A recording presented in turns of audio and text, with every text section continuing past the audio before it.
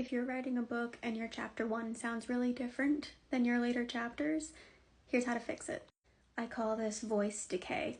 This can happen with characters, but it can also happen to the first-person narrator. It can also happen to the third-person narrator.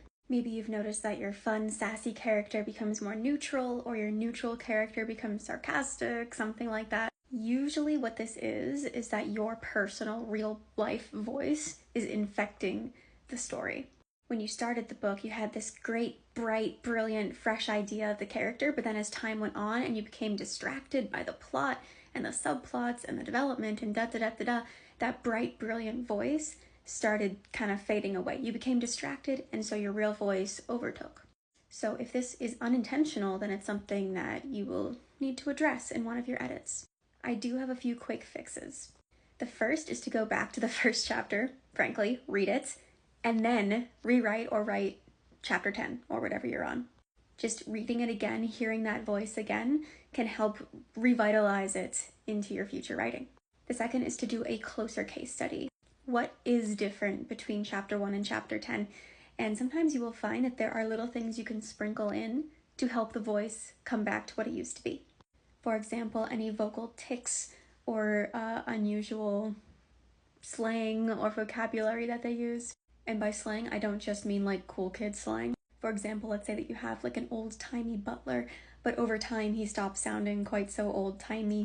Go back, look at how he talks in the first chapter, and then bring some of those phrases into the later chapters. The yes ma'am, of course ma'am kind of thing might have eventually kind of just faded out, but you can bring it back. Sometimes jokey comic relief characters stop being jokey. Bring them back, have them tell a joke. It's really easy. You don't have to do it all the time, but just little reminders of their personality might be all that you need to make it feel like those early chapters.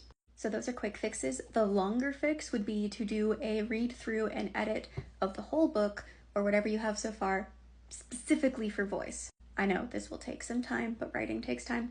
Do not care about character development. Do not care about plot. Do not care about theme. Literally just go through and pay attention to the voice of one specific character or the narrator and adjust where it starts fading or falling out.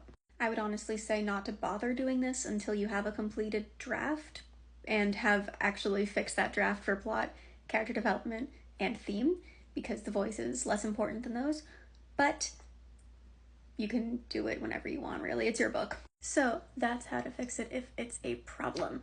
You can sprinkle in those little vocal tics and patterns, jokes, slang, whatever their little special way of speaking is. You can check for consistent personality, and you can do so by going back and rereading chapter 1 before working on or writing the later chapters. Now, before you say it, not every change in voice is a sign of voice decay.